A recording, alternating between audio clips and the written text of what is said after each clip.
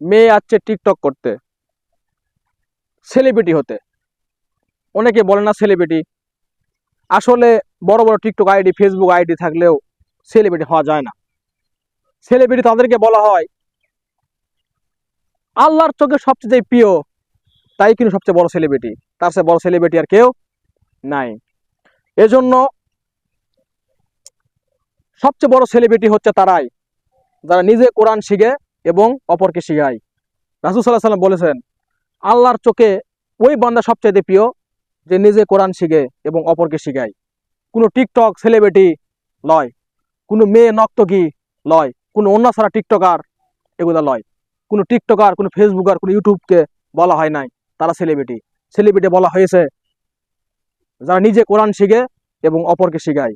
কিন্তু মূর্খ সমাজ, এই মূর্খ জাতি লেখাপড়া না থাকার কারণে, কোরআন হাদিসে জ্ঞান না থাকার কারণে টিকটকারদের বলে সেলিব্রিটি। শালা কপালটাই খারাপ।